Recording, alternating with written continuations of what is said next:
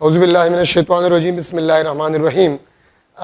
Dear students, lecture number first year course में measurement chapter first year course भी हम parallel शुरू करें क्योंकि एक्सपेक्टेड डेट है 20 सितंबर या 27 सितंबर, तो इसलिए फर्स्ट ईयर कोर्स भी जो है वो हम पैरेलल में स्टार्ट करें ऑनलाइन। फर्स्ट चैप्टर में मेजरमेंट आपके पास है, ठीक है। मेजरमेंट में अगर आप देखें तो फिजिक्स के डिफिनीशन से जो है वो स्टार्ट किया ही है। फिजिक्स का डिफिनीशन, चूंकि टाइम कम है तो अब ये डिफिनीशन हम नहीं करेंगे। फिजिक्स आपके पास जो है मॉडर्न डिफिनीशन जो है the study of mass, energy and their mutual relationship, ठीक है।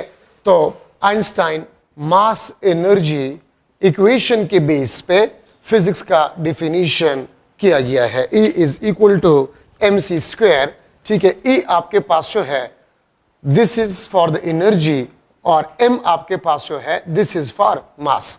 और याद रखे मास को हम कहते हैं this is condensed form of energy, ठीक है। और इस इक्वेशन के मुताबिक से energy and mass they are interdependent.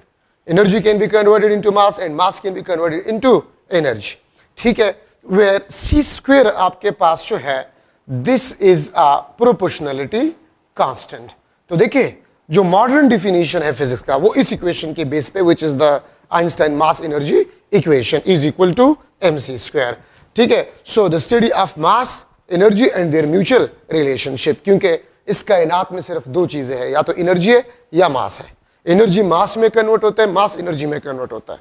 Modern physics में आप लोगों ने पढ़ा है, ठीक है। पेयर प्रोडक्शन में इलेक्ट्रोमैग्नेटिक रेडिएशन गामा रेज जो है वो इलेक्ट्रॉन और पॉजिट्रॉन में कन्वर्ट हो जाता है, ठीक है। और इनहेलेशन ऑफ मैटर में इलेक्ट्रॉन और पॉजिट्रॉन आपके पास जो है जब इसको हम मिलाते हैं तो वो एनर्जी में कन्वर्ट हो जाते हैं, गामा रेज में कन्वर्ट हो जाते हैं, ठीक है। मॉडर्न फिजिक्स में आप लोग ये चीजें पढ़ चुके हैं, ठीक है। तो बाकी इसमें हम और डिटेल में नहीं जा सकते क्योंकि जरूरत ही नहीं है, ठीक है। फिजिक्स के मुख्तलिफ ब्रांचेस हैं, लेकिन इसके जो मेन दो ब्रांचेस है वो क्लासिकल फिजिक्स जिसको हम ओल्ड फिजिक्स भी कहते हैं और न्यूटनियन फिजिक्स भी कहते हैं, ठीक है। और दूसरा आपके पास जो है मॉडर्न फिजिक्स है।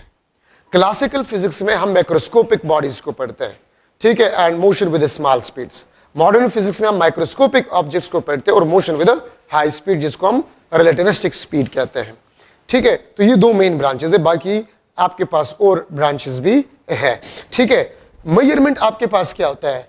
Measurement the comparison of unknown physical quantity with unknown physical quantity, ठीक है। मेजरमेंट का सिंपल मतलब आपके पास होता है the comparison of unknown physical quantities, of unknown physical quantity with a known physical quantity, ठीक है। इसको हम बेसिकली कहते हैं मेजरमेंट। और नॉन फिजिकल क्वांटिटी आपके पास है, इसको हम स्टैंडर्ड कहते हैं, ठीक है। इसको हम कहते हैं दिस इज स्टैंडर्ड, ठीक है। या स्टैंडर्ड को हम कहते हैं यूनिट क्वांटिटी, ठीक है। या यूनिट क्वांटिटी के बजाय सिंपली आप इसको लिख सकते हैं यूनिट। तो मेजरमेंट आपके पास जो है this is only the comparison of unknown physical quantity with a known physical quantity, ठीक है। लेकिन इन दोनों का नेचर आपके पास सेम होना चाहिए, मास के साथ, टाइम के साथ, लेंथ के साथ, ठीक है। अच्छा, इसके बाद आपके पास जो है फिजिकल क्वांटिटी क्या होता है? हर वो चीज जिसको हम मेजर कर सके, ऑब्जर्व कर सके, उसको हम फिजिकल क्वांटिटी कहते हैं, ठीक है। और फिजिकल क्वांटिटीज आपके पास दो किस्म के हैं, ठीक है। उसको भी फिर डिवाइड किया गया है बेस या fundamental quantities and derived physical quantities, ठीक है। बेस या fundamental and derived physical quantities, ठीक है। अब इसका डिफिनीशन आपके पास क्या है? बेस या फंडामेंटल का डिफिनीशन उम्मीद है आप लोगों को आता होगा, ठीक है। The minimum number of those physical quantities in terms of which other physical quantities और फिजिकल लॉज में बी एक्सप्रेस्ड, ठीक है। तो उसको बेसिकली हम बेस या फंडामेंटल क्वांटिटीज कहते हैं, ठीक है। सिस्टम ऑफ यूनिट्स है, तो सिस्टम ऑफ यूनिट्स बिफोर 1960 तीन सिस्टम्स थे, CGS, FPS and MKS system, ठीक है। और 1960 में MKS सिस्टम को मॉडिफाइड किया गया and the modified form of MKS system is known as SI system. और एसआई सिस्टम में 7 क्वांटिटीज को फंडामेंटल कहा गया, ठीक है, मास, लेंथ, टाइम, टेम्परेचर, ठीक है, वगैरह। इसको 7 फिजिकल क्वांटिटीज को बेस क्वांटिटीज या फंडामेंटल क्वांटिटीज कंसीडर किया गया, ठीक है। और इसके अलावा जितनी भी फिजिकल क्वांटिटीज है उसको डिराइव्ड कहा गया है। डिराइव्ड फिजिकल क्वांटिटीज आपके पास वो फिजिकल क्वांटिटीज होते हैं जो और फिजिकल क्वांटिटी से बने होते हैं, ठीक है, तो उसको हम डिराइव्ड फिजिकल क्वांटिटीज कहते हैं। अच्छा, अब ऐसे ही सिस्टम में 7 क्वांटिटीज आपके पास फंडामेंटल है, बाकी आपके पास they are derived physical quantities, सही है। अच्छा, अब हमारे पास कुछ क्वांटिटीज है जिसको हम कहते हैं सप्लीमेंट्री क्वांटिटीज। इसको हम क्या कहते हैं? सप्लीमेंट्री क्वांटिटीज कहते हैं। और सप्लीमेंट्री क्वांटिटीज आपके पास जो है नॉट फंडामेंटल नॉर डिराइव्ड। आज तक हम ये फैसला नहीं कर चुके कि हम सप्लीमेंट्री क्वांटिटीज को बेस या फंडामेंटल में डाल दें या डिराइव्ड में डाल दें, because the nature of these physical quantities are totally different. तो इसलिए आज तक ये फैसला हम नहीं कर चुके कि इसको हम फंडामेंटल में रख ले कि इसको हम डिराइव्ड में रख ले, ठीक है। तो इसलिए इसको नाम दिया गया सप्लीमेंट्री क्वांटिटीज, ठीक है। 2 किस्म के आपके पास है, ठीक है। फर्स्ट आपके पास जो है प्लेन एंगल और सेकंड आपके पास जो है सॉलिड एंगल। ये दोनों प्योरली ज्योमेट्रिकल क्वांटिटीज है, ये दोनों प्योरली ज्योमेट्रिकल क्वांटिटीज है, plane angle and solid angle, ठीक है। प्लेन एंगल आपके पास क्या है? प्लेन एंगल आपके पास क्या है? अगर मैं एक सर्कल को लूं, ठीक है, और यहां से मैं दिस इज ओ, ये आपके पास A point, this is B and this is R. इसको हम कहते हैं this is A B arc, और ए बी आर्क को हम एस कहते हैं, दिस इज रेडियस। ये arc length center of circle पे जो एंगल बनाता है उसको हम प्लेन एंगल कहते हैं। तो डिफिनीशन में नहीं लिख रहा, मैंने आपको बता दिया कि डिफिनीशंस का टाइम हमारे पास नहीं है, डिफिनीशंस आप खुद पढ़ा करें, ठीक है। Plane angle, the angle subtended by arc length of a circle at the center of a circle. The angle subtended by the arc length of a circle at the center of a circle is known as plane angle. देखिए, symbolic representation ये फर्जी होते हैं, symbolic representation आपके पास होती है, ये फर्जी होता है। सिंबल्स आप कुछ भी इस्तेमाल कर सकते हैं, लेकिन मोस्टली कॉमन जो सिंबल आपके पास है प्लेन एंगल का, थीटा, इसका मोस्टली कॉमन यूज करते हैं, ठीक है। सो प्लेन एंगल को थीटा से डिनोट किया जाता है। एस यहां पर आपके पास जो ये आर्क लेंथ है, आर आपके पास जो this is the radius of a circle, ठीक है।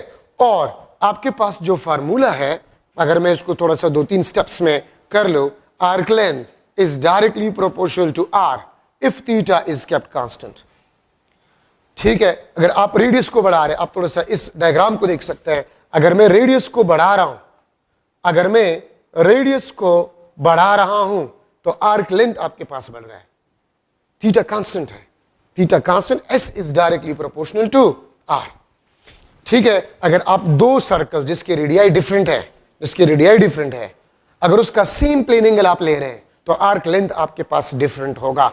और मैं रेशियोज अगर लिख लूं तो S1 divide by S2 is equal to R1 divide by R2, ठीक है। S is directly proportional to theta if R is kept constant. इसको समझना आसान है। अगर मैं थीटा को बढ़ा रहा हूं, आप यहां से देख सकते हैं, अगर मैं थीटा को बढ़ा रहा हूं, ठीक है, अगर मैं थीटा को बढ़ा रहा हूं तो आर्क लेंथ भी आपके पास बढ़ रहा है, ठीक है, if the radius of circle is kept constant. आप देखिए, अगर मैं आर्क लेंथ को बढ़ा रहा, थीटा को बढ़ा रहा हूं तो आर्क लेंथ भी बढ़ता है, ठीक है। और अगर मैं यहां पर इसका रेशियोज लिख लूं तो S1 divide by S2 is equal to theta 1 divide by theta 2। अच्छा, अब दोनों को अगर मैं मिला लूं तो S is directly proportional to R theta. Proportionality को अगर मैं खत्म कर लूं तो K R थीटा, और K आपके पास किस चीज के बराबर है? 1 के बराबर है, तो S is equal to R theta, ठीक है। ये आपके पास इक्वेशन बन गया है। प्रोपोर्शनलिटी कांस्टेंट K का वैल्यू आपके पास जो है वो 1 है। अब आप में से कुछ स्टूडेंट्स के ज़हन में ये आएगा कि कूलम्स लॉ में के जो है उसका वैल्यू 1 नहीं है, लेकिन यहां पर 1 है। ठीक है, तो याद रखिए प्रोपोर्शनलिटी कांस्टेंट का वैल्यू क्या होगा ये हमें एक्सपेरिमेंट बताते हैं। एक्सपेरिमेंट से हमें पता चल जाता है कि के का वैल्यू आपके पास है वो क्या होगा। ठीक है, मैं यहां पर भी लिख सकता हूं theta is equal to S divide by R. ठीक है, और थीटा आपके पास क्या है, प्लेन एंगल है। तो देखिए प्लेन एंगल का डिफिनीशन आपके पास ये हो गया है, the ratio of arc length of a circle and radius of a circle. The ratio of arc length and radius of a circle is known as a plane angle. तो ये भी definition है, the ratio of arc length of a circle to the radius of a circle is known as plane angle. तो ये भी आपके पास plane angle का definition है। ठीक है, अच्छा अब यहां पर अगर मैं लो standard unit, तो स्टैंडर्ड यूनिट आपके पास जो है प्लेन एंगल का वो आपके पास रेडियन है। The standard unit of plane angle is a radian. ठीक है, अच्छा और 1 रेडियन किस चीज के बराबर है, 1 रेडियन का डिफिनीशन क्या है, if S is equal to R, if arc length is equal to the radius of a circle, if S is equal to R, अगर arc length radius of a circle के बराबर हो जाए तो फिर हम कहते हैं कि थीटा इस आर्क लेंथ का 1 रेडियन होगा। ठीक है, अगर मैं एग्जांपल जो है वो करूं,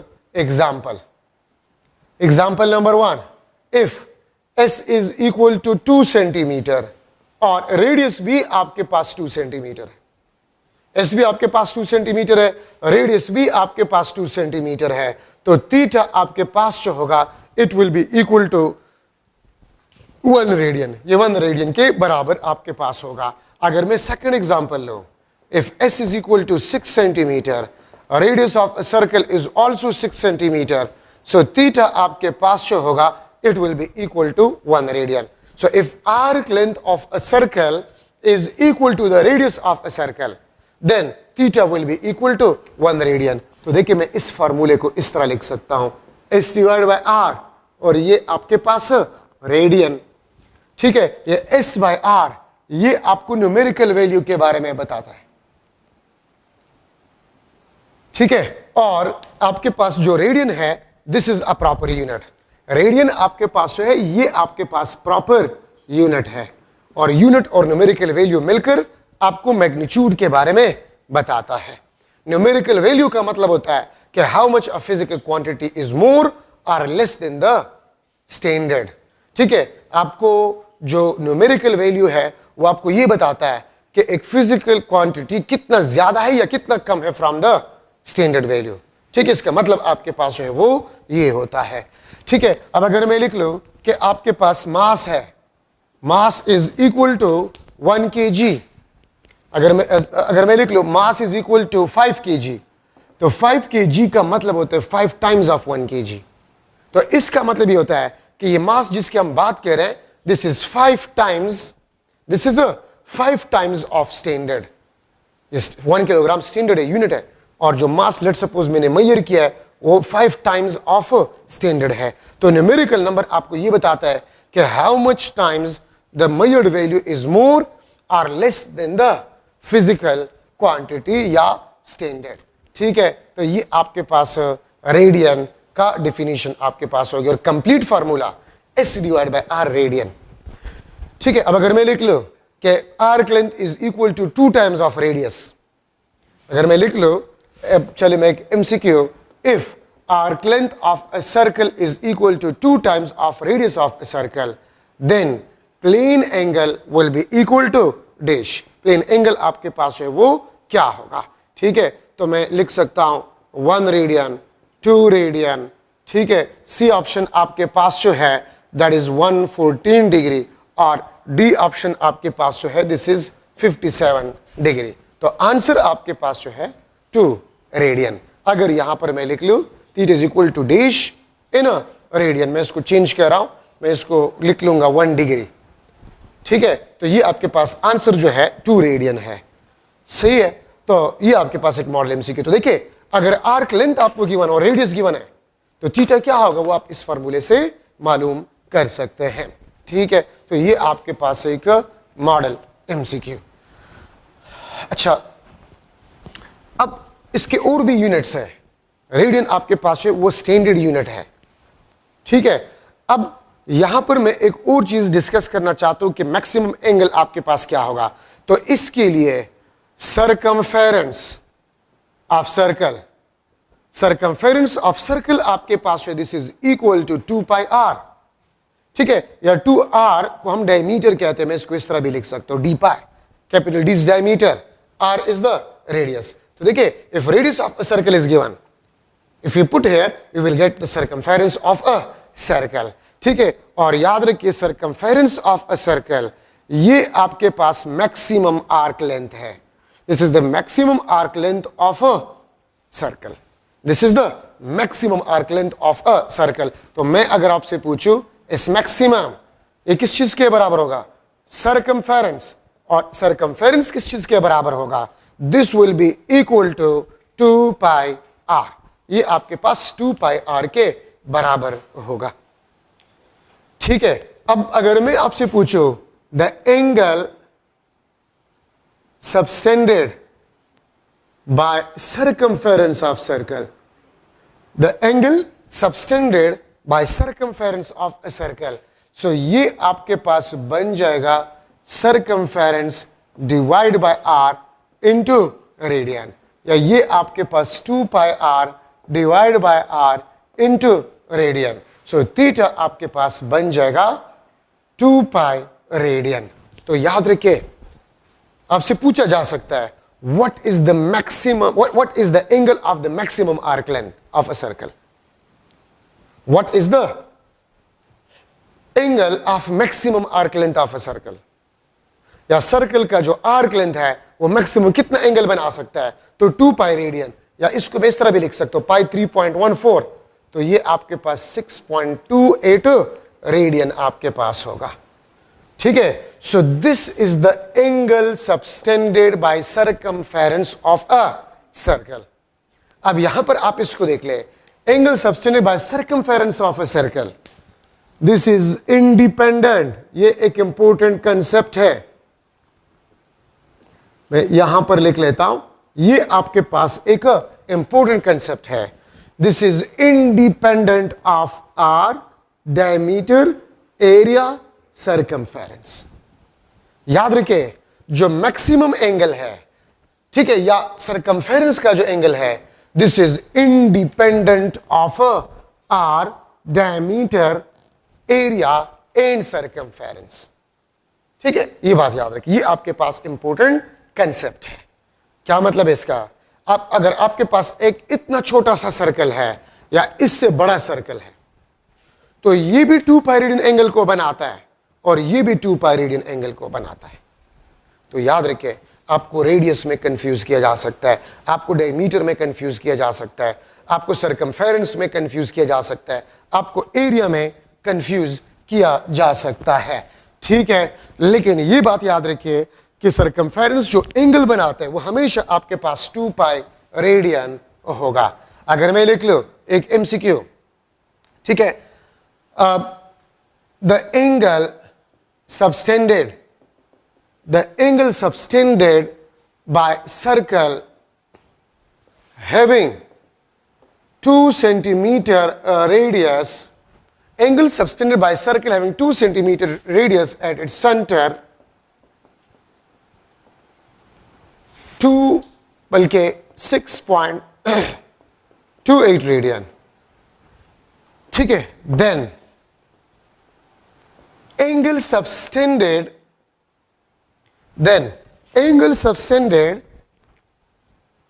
by circumference of another circle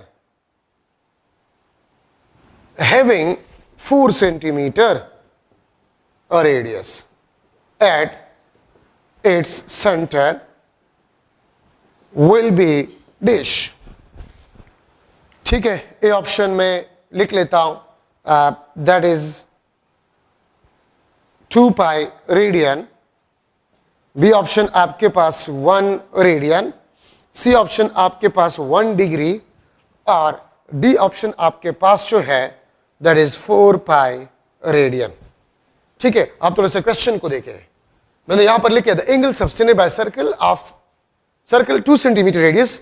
तो अगर दूसरा सर्कल है जिसका रेडियस 4 सेंटीमीटर है, वो कितने एंगल बनाएगा? तो देखिए, अगर सर्कल का डायमीटर डबल हो जाए, रेडियस डबल हो जाए, सरकमफेरेंस डबल हो जाए, एरिया डबल हो जाए, ठीक है, तो याद रखिए सरकमफेरेंस के एंगल पे कुछ भी फर्क नहीं पड़ेगा, वो आपके पास 2 पाई रेडियन ही होगा। एक सर्कल जो है वो 2 पाई रेडियन से ज्यादा एंगल नहीं बना सकता। So the maximum angle by the circumference of a circle is a 2 pi radian. The angle subtended by maximum arc length of a circle is 2 pi radian. ठीक है, अगर आप एरिया को डबल करें, रेडियस को, एरिया को, circumference को, diameter को, अब जितने भी टाइम चेंज करें तो सरकमफेरेंस ऑफ अ सर्कल वो 2 पाई रेडियन एंगल को बनाएगा। ठीक है, ये बात याद रखिए। So this is one of the model MCQ in a radian. यहां पर जो पाई हमने लिख लिया पाई, तो पाई का डेफिनेशन आपके पास क्या है? The ratio of circumference of a circle to the diameter of a circle. ठीक है, इसको हम कहते हैं this is pi. The ratio of circumference of a circle to the diameter of a circle is equal to pi. इसको हम पाई कहते हैं। ठीक है, तो ये आपके पास पाई का डिफिनीशन हो गया। अच्छा, अब यहां पर हम स्टार्ट कर रहे हैं degree. Degree is also unit of plane angle. This is also the unit of plane angle, but this is not a standard unit. Unit एक फिजिकल क्वांटिटी, एक से ज्यादा यूनिट्स हम इस्तेमाल करते हैं, लेकिन सारे स्टैंडर्ड नहीं होते हैं। ठीक है, उसमें आपके पास जो है कोई एक जो है वो स्टैंडर्ड होते हैं, वो डिपेंड करता है सिस्टम पे। ठीक है, तो डिग्री आपके पास unit of plane which is not standard. ठीक है, 1 degree this is equal to 1 divide by 360 of circumference of a circle. 1 degree आपके पास जो है this is equal to 1 divide by 360 of circumference of a circle. ठीक है, मतलब ये है कि सरकमफेरेंस ऑफ सर्कल को अगर आप 360 इक्वल पार्ट्स में डिवाइड करें तो एक पार्ट का एंगल 1 डिग्री होगा। ठीक है, ये बात आप लोग याद रखिए। या मैं इस तरह भी लिख सकता हूं, angle of circumference is equal to 360 degree. तो देखिए, सरकमफेरेंस का एंगल 2 पाई रेडियन भी है और 360 डिग्री भी है, तो मैं लिख सकता हूं 2 pi radian is equal to 360 degree. 2 pi radian is equal to 360 degree. और अगर मैं इसको स्प्लिट करूं तो 1 रेडियन आपके पास बन जाएगा 360 डिग्री डिवाइड बाय 2 पाई। और अगर आप इसको सॉल्व करें तो आपके पास बन जाता है 1 radian is equal to 57 degree. तो ये इक्वेशन आपको बता रहा है कि radian is larger than degree. Radian degree से लार्जर है। ठीक है, और अगर मैं इंटर कन्वर्जन करना चाहता हूं तो n times of 1 radian is equal to n times of 57 degree. 2 radian कितने डिग्री के बराबर है? तो 2 मल्टीप्लाई करें दोनों साइड पे। ठीक है, 4 रेडियन तो कितने डिग्री के बराबर? तो 4 दोनों साइड पे मल्टीप्लाई करें। ठीक है, और मैं इस तरह भी लिख सकता हूं कि 1 degree is equal to 2 pi radian divide by 360। ठीक है, तो मैं यहां से लिख सकता हूं 1 डिग्री आपके पास जो होगा this will be equal to, ये आपके पास इक्वल होगा 1 degree is equal to 1 divide by 57 radian. 1 divide by 57 radian आपके पास होगा। ठीक है, अच्छा, so n times of 1 degree this is equal to n times of 1 divide by 57 radian.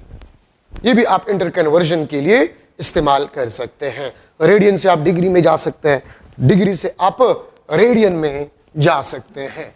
ठीक है, तो ये बात याद रखें। अच्छा, देखिए, रिवॉल्यूशन भी आपके पास यूनिट है। रिवॉल्यूशन यहां पर लिख लेता हूं, रिवोल्यूशन आपके पास जो है, this is also the unit of plane angle. ठीक है, 1 revolution this is equal to 2 pi radian. ठीक है, तो अगर मैं लिख लो n revolution, n times of 1 revolution, this is equal to n times of 2 pi radian. n times of 1 revolution is equal to n times of 2 pi radian. अगर 2 revolution है तो n2 होगा, 2 दोनों साइड पे मल्टीप्लाई करें। अगर 3 revolution है तो n3 होगा, दोनों साइड पे 3 आप मल्टीप्लाई करें। ठीक है, और मैं लिख सकता हूं 1 radian is equal to 1 divide by 2 pi revolution. 1 radian is equal to 1 divide by 2 pi revolution. या इसको आप इस तरीके से भी लिख सकते हैं, n times of 1 radian is equal to n times of 1 divide by 2 pi revolution. तो देखिए, आप रिवोल्यूशन को रेडियन में कन्वर्ट कर सकते हैं और रेडियन को आप रिवोल्यूशन में कन्वर्ट कर सकते हैं।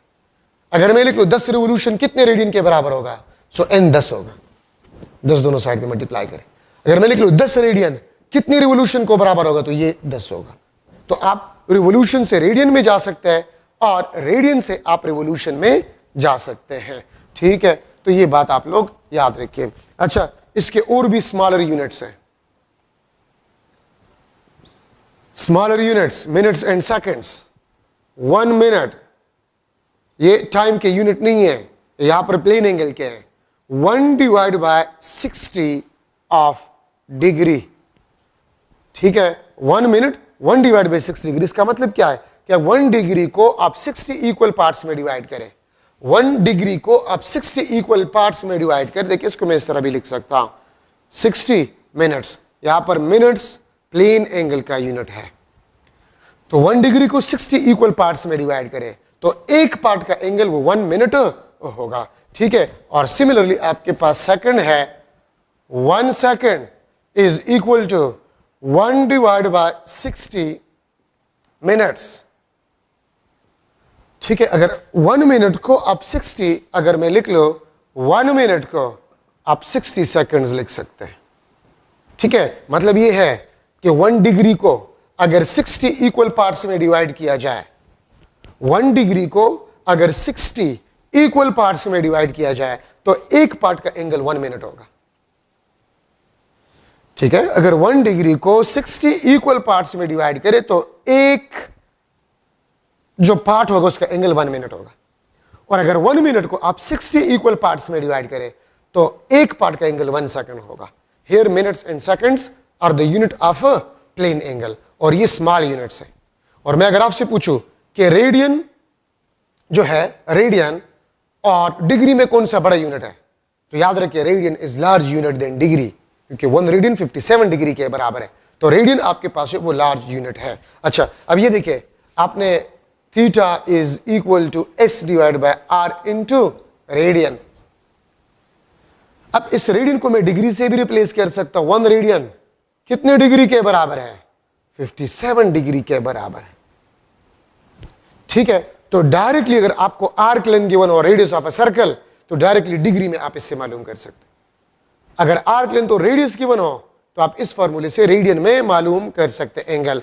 ठीक है, आप देखिए, अगर मैं लिख लो कि एस आपके पास जो है, अगर मैं लिख लो if S is equal to arc length 2 time of radius of a circle, if the arc length is equal to 2 times of radius of a circle, then plane angle will be equal to dash degree। ठीक है, कितना degree आपके पास होगा।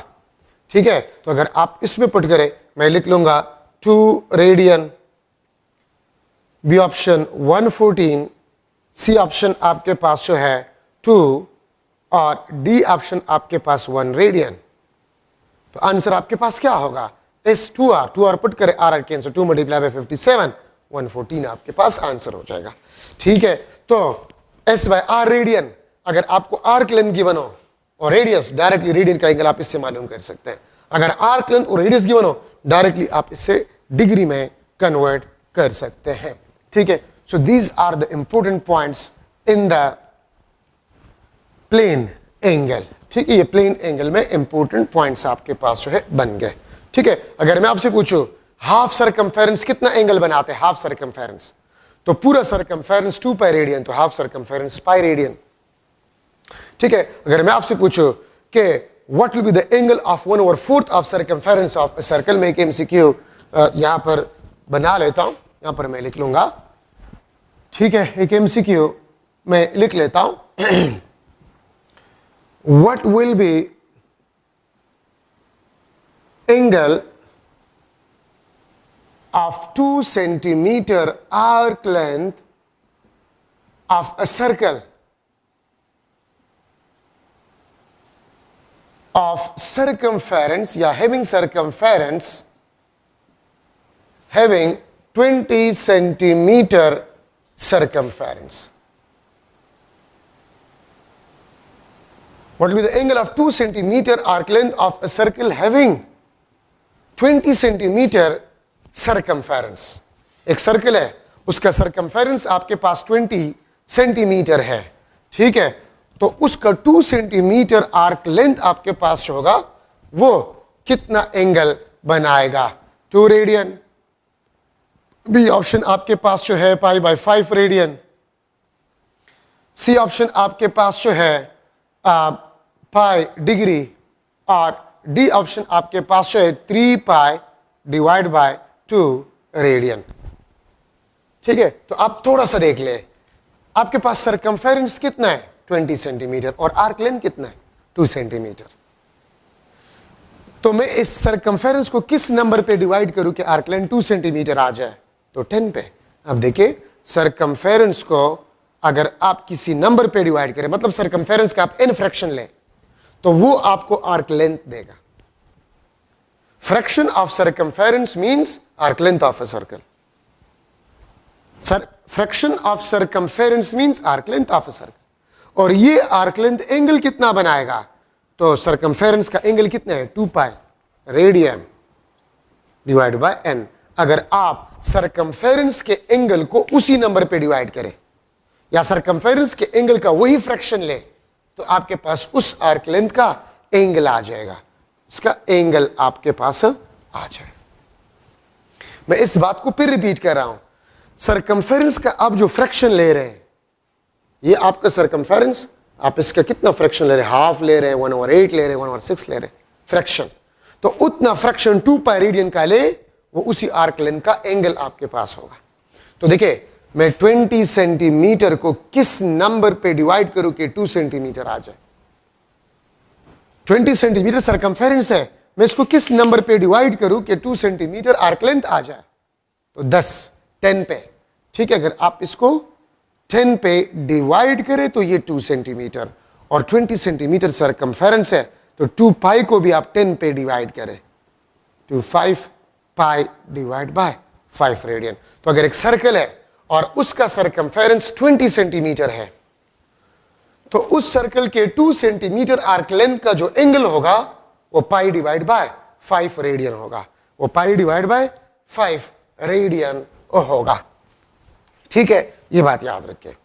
तो circumference को मैं किस नंबर पे डिवाइड करूं कि आर्क लेंथ आ जाए? तो सरकमफेरेंस के एंगल 2 पाई को भी उसी नंबर पे डिवाइड करें, उस आर्क लेंथ का एंगल आपके पास आ जाएगा। ठीक है, तो ये आपके पास एक लास्ट मॉडल एमसीक्यू आपके पास बन गया। अच्छा, प्लेन एंगल मैंने आपको नहीं बताया, plane angle is a 2 dimensional angle, और प्लेन एंगल आर्क लेंथ का या लेंथ का एंगल है। तो मैं इस तरह भी कह सकता हूं, the angle of a length at some point in space, the angle of length at some point in space is known as plane angle. ठीक है, एक लेंथ का एंगल, अगर ये एक लेंथ है, तो ये इस पॉइंट के साथ जो एंगल बनाता है, उसको हम आर्क लेंथ कहते हैं। तो लेंथ का angle plane angle 2D angle है, 2 डायमेंशनल एंगल है। Plane angle is a 2 dimensional angle. ठीक है, आपके पास जो प्लेन एंगल है वो 2 डायमेंशनल एंगल है। ठीक है, अब यहां पर मैं डिस्कस कर रहा हूं सॉलिड एंगल। सॉलिड एंगल आपके पास 3D एंगल है, एंड इसको हम लिख सकते हैं, this is the angle subtended by surface area at the centre of a circle. याद रखे 2D में सबसे सिंपलेस्ट आपके पास शेप जो है वो सर्कल है, और 3D में सबसे सिंपलेस्ट शेप आपके पास जो है वो स्फीयर है। So angle subtended by surface area at the centre of a circle is known as solid angle. ठीक है, और ये आपके पास जो है 3D एंगल है, और ये भी प्योरली ज्योमेट्रिकल है। ये अगर आपके पास स्फीयर है, 3D में सबसे सिंपलेस्ट आपके पास जो शेप है वो आपके पास स्फीयर है। ठीक है, तो ये आपके पास सरफेस एरिया, ये आपके पास सरफेस एरिया, और इसका एंगल आपके पास जो है this is a solid angle. ठीक है, ये आपके पास एंगल है किस चीज का? ठीक है, इसको हम सॉलिड एंगल कहते हैं। ठीक है, and this is the radius of a sphere. तो देखिए, अगर मैं इस हाथ को लूं, ये हाथ का मेरा सरफेस एरिया किसी पॉइंट के साथ जो एंगल बनाता है ये सॉलिड एंगल कहलाता है। ठीक है, मैं अगर ये बुक लो, बुक का सरफेस एरिया, इस बुक का सरफेस एरिया किसी पॉइंट के साथ जो एंगल बनाते हैं वो सॉलिड एंगल कहलाएगा।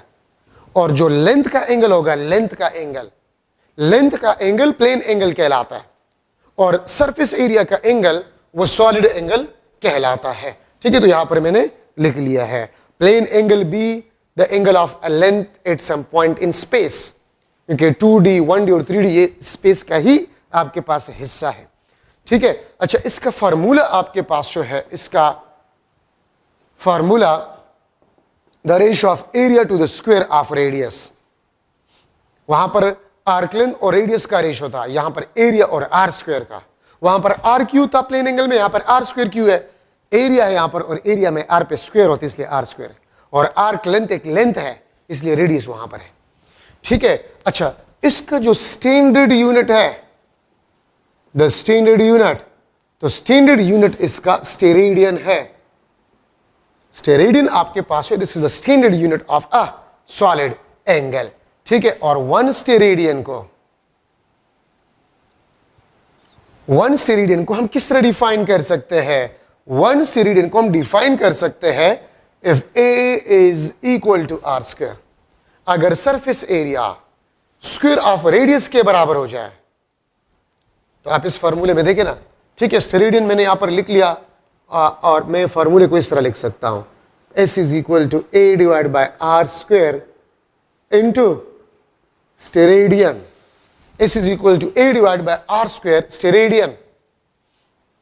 ठीक है, तो ये कंप्लीट फार्मूला बन गया, ये न्यूमेरिकल नंबर, ये आपके पास proper unit. If A is equal to R square, if the surface area is equal to the square of radius of sphere, तो फिर आपके पास S जो होगा वन स्टेरेडियन के बराबर होगा। एग्जाम्पल अगर मैं दूं, ठीक है, बल्कि मैं एक MCQ अगर लिख लो, if surface area angle subtended by 4 centimetre square area of a sphere, angle subtended by 4 centimetre square area of a sphere at the center of a sphere having a radius 2 centimeter will be dash. Angle subtended by 4 centimeter square area of a sphere at the center of a sphere having radius 2 centimeter will be dash. 1 radian भी आपके पास 1 steradian, सी आपके पास 2 बल्कि 2 pi radian, और सी आपके D option आपके पास बन जाएगा 4 पाई स्टेरेडियन। ठीक है, तो आप अगर फॉर्मूले में पुट कर ले, area 4 centimetre square, radius 2 centimetre है, तो 2 सेंटीमीटर का स्क्वायर करें तो क्या बन जाता है? 4 सेंटीमीटर। तो आपके पास 4 centimetre square divide bye 4 centimetre square steradian cancel, तो आपके पास 1 स्टेरेडियन, इसका आंसर आपके पास आ गया। The angle subtended by the surface area of a sphere is known as solid angle, इसको हम सॉलिड एंगल कहते हैं। ठीक है, फॉर्मूला आपके पास A divide by R square steradian आपके पास बन गया है। ठीक है, अब यहां पर जो है, अब हम ले रहे the angle subtended bye closed surface area of a sphere. देखिए, आपके पास एक ओपन सरफेस एरिया होता है और एक क्लोज सरफेस एरिया होता है। एक आपके पास ओपन सरफेस एरिया होता है और एक क्लोज सरफेस एरिया होता है। तो वो सरफेस एरिया जो कि कुछ वॉल्यूम को बाउंड करता है, स्पेस के वॉल्यूम को बाउंड करता है, इनक्लोज करता है, वो क्लोज सरफेस एरिया कहलाता है। आप जिस रूम में बैठे हुए हैं, आप इस रूम का क्लोज सरफेस एरिया क्या है? 1 2 3 4 5 6। आपके रूम के 6 फेसेस है और 6 फेसेस के एरियाज मालूम करके ऐड कर जाए तो आपके रूम का क्लोज सरफेस एरिया आ जाएगा। लेकिन एक दीवार का एरिया ओपन एरिया या फ्लैट एरिया, छत का area flat area open area, floor का फ्लैट एरिया या ओपन एरिया आपके पास है। तो close surface area, the area of any 3D body, the area which enclose some volume of space, उसको हम क्लोज्ड सरफेस एरिया कहते हैं। क्योंकि यहां पर हमने स्फेयर लिया है। स्फेयर हमने क्यों लिया है? क्योंकि स्फेयर 3D में से सबसे सिंपलेस्ट ऑब्जेक्ट आपके पास है। ठीक है, the area of a sphere, this is equal to 4 pi R square. The area of a sphere is equal to 4 pi R square. ठीक है, तो मैं अगर सॉलिड एंगल लिख लो, so area of a sphere divide by R square into steradian. ठीक है, तो मैं इसको लिख लूंगा 4 pi R square divide by R square into steradian, और इस आपके पास बन जाएगा S is equal to 4 pi steradian. So this is the angle subtended by the closed surface area of a sphere. ठीक है, 4 पाई स्टेरेडियन। आप अगर इसमें देखें, जिस तरह आपने सरकमफेरेंस के एंगल में पढ़ा 2 पाई रेडियन, उसमें भी रेडियस या डायमीटर या एरिया नहीं था या सरकमफेरेंस नहीं था। ठीक है, अब अगर आप इसमें देखें, इसमें भी ना तो रेडियस है, ना डायमीटर है, ना लेंथ है, ना एरिया है, ना वॉल्यूम है। तो मैं लिख लूंगा एक इंपॉर्टेंट कंसेप्ट, इसमें भी एक इंपॉर्टेंट कंसेप्ट में लिख लूंगा कि आपके पास independent of R, diameter D, area A, volume V. ठीक है, इससे इंडिपेंडेंट आपके पास होता है।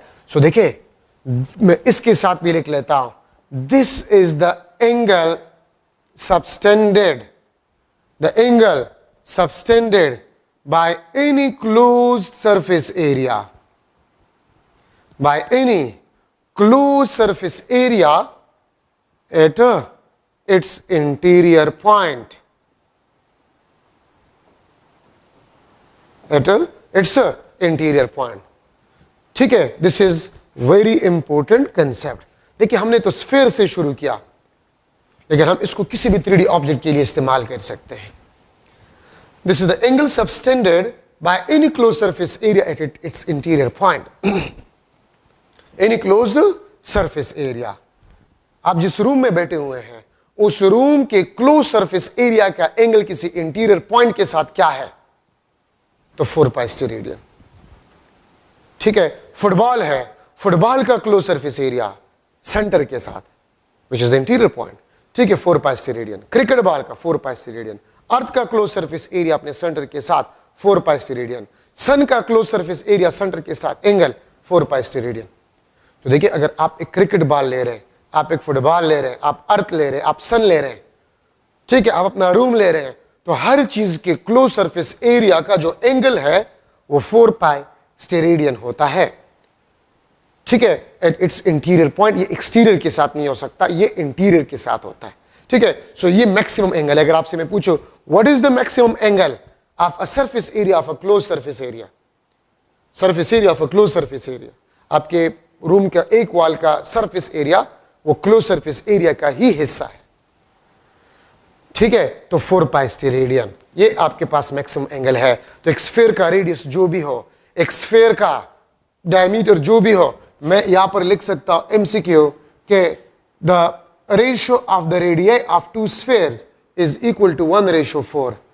ये आपके पास ratio of radii of spheres, ratio of radii of spheres आपके पास है, ratio of radii of spheres आपके पास है। Then what will be a ratio of their solid angle, what will be the ratio of their solid angles, ठीक है। then what will be the ratio of their solid angles of closed surface area, ठीक है। तो A option आपके पास 1:4, B option 1:1, C option 1:16, D option 4:1। तो दो spheres के रेडियाई के जो भी रेशोज हो, उनके डायमीटर्स का जो भी रेशो हो, उनके एरियाज या वॉल्यूम्स का जो भी रेशो हो, तो सॉलिड एंगल्स तमाम स्फीयर्स का, तमाम क्लोज सरफेस एरिया का आपके पास 4π से रीडिंग होगा, तो 1:1। ठीक है। एक दूसरा एमसीक्यू मैं आपसे यह भी पूछ सकता हूं, एक दूसरा MCQ, the angle subtended bye each surface of cube at its center will be dash. A option 1 steradian, B option 4π steradian, C option आपके पास जो है 3π डिवाइड बाय, बल्कि 2π divide by 3 steradian, D option आपके पास जो है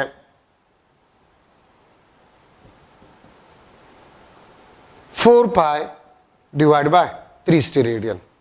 तो आंसर आपके पास क्या होगा? तो देखिए मैंने यहां पर क्या लिखे, क्यूब, और आपको पता है कि क्यूब के तमाम सरफेसेस एरियाज वो इक्वल होते हैं। तो मैंने यहां पर लिखे ईच सरफेस एरिया। अगर आप लोग क्यूब को देख ले तो क्यूब के 6 सरफेसेस होते हैं, तो ईच सरफेस एरिया, ठीक है। मैं यहां पर अगर एक क्यूब बना लूं, ये आपके पास क्यूब, आप इसको देखिए, इसके 6 सरफेसेस है, 1 2 3 4 5 और ये 6।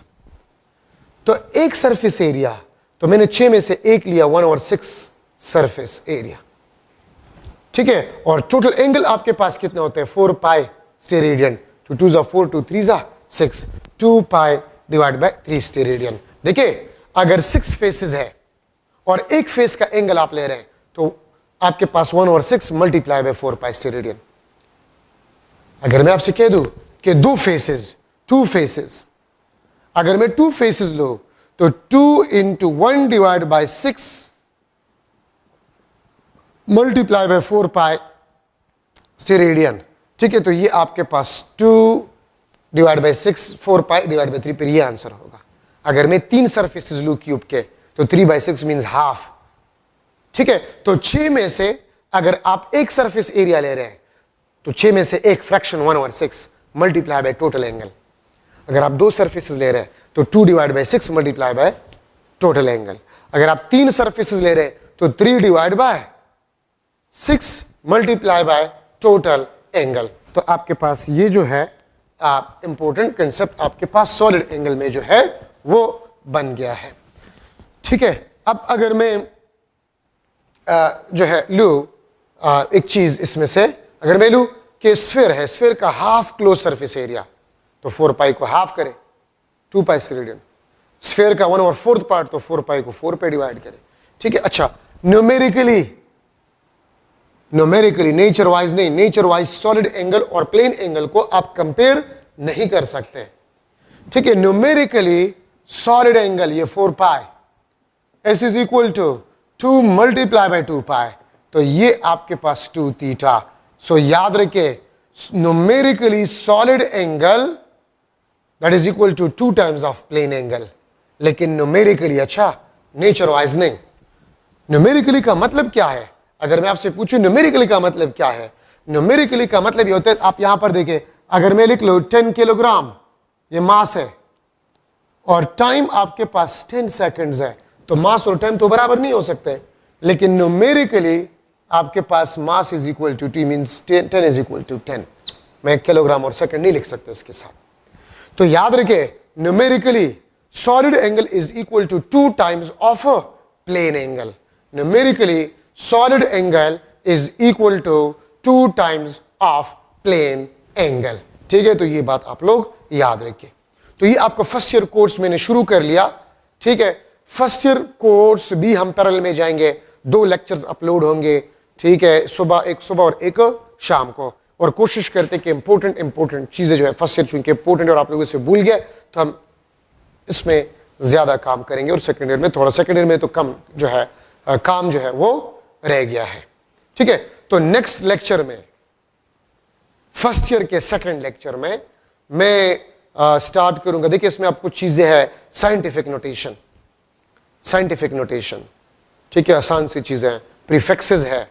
ठीक है, साइंटिफिक नोटेशन आप पढ़े, प्रीफिक्सेस आप पढ़े। ठीक है, एरर्स आप पढ़े, टाइप्स ऑफ एरर, अनसर्टेनिटी में अपने सीक्वेंस से जाऊंगा। ठीक है, इसको मैं सेकंड लेक्चर में इंशाल्लाह मैं करवाऊंगा, फर्स्ट ईयर के सेकंड लेक्चर में। तो आप गौर से जो है इसको पढ़े, इंशाल्लाह नेक्स्ट सेकंड लेक्चर में इन टॉपिक्स को मैं पढ़ाऊंगा। Thank you so much.